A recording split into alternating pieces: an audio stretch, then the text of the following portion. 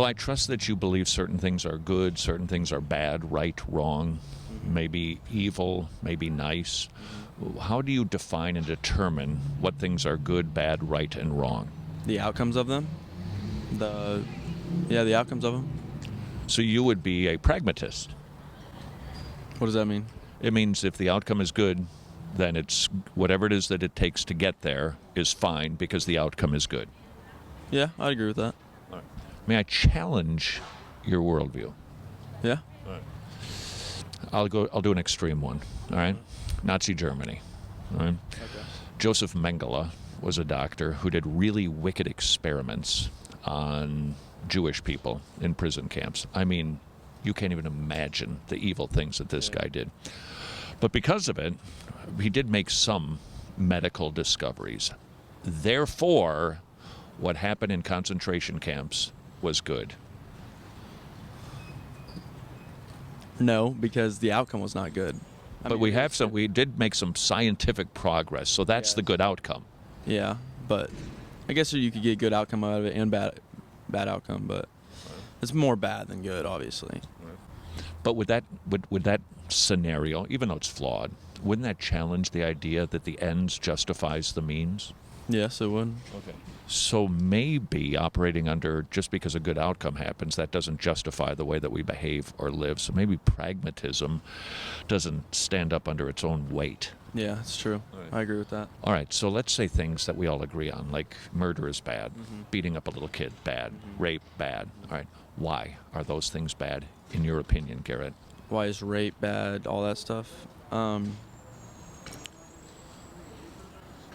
It seems so easy to say, but, like, you have to really think about it. Like, it's because it torments people. It affects their life after that negatively in a very bad way. Like, and they don't forget about that kind of stuff, and it just torments them all around in their heads and whatever. Right. Not trying to be silly, but why is that bad? I don't know. Maybe because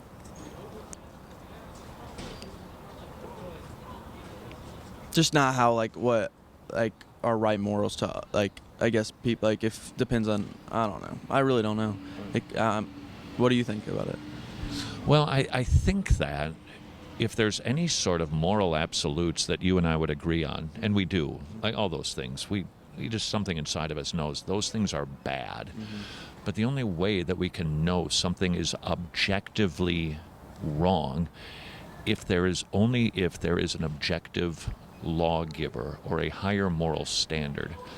If there isn't a lawgiver, if there isn't somebody who has determined what is objectively right and wrong, everything else would merely be a preference. So, for instance, if you and I were driving down Highway 85 and there were no speeding signs, there were no speed limit signs, you can drive as fast as you want, and it's just your preference. But as soon as the authority puts up 55 or 65, all right, then the objective lawgiver said, this is how fast you'll drive, no further. The only way that there can be anything that is wrong is if an authority has determined that is always wrong. Otherwise, everything we see is mere preference. Yeah. I agree with that. But do you realize the implications of that? Yeah. But rape is against the law, though. Like rape. True, but I'm not talking about laws. I'm talking about you, Garrett, knowing that's not good. It's not good, yeah. Just how you're raised up morally and stuff like that, is that what you mean? Well, that's true. We could be persuaded that, but I still think when we look around the globe, I think every culture universally agrees those things are just wrong. Yeah, and the implication of that, though, is if I'm going to use a little reason and logic, that would tell me if I observe that there are objective laws, some things that are immoral all the time, in all places, I've just reasoned my way to God, because the only way that we can know as people that those things are always wrong is if a supreme authority has determined those things are always wrong. Definitely. Right. I definitely agree with that. So you believe that a God exists? Yes. Who do you think that God is?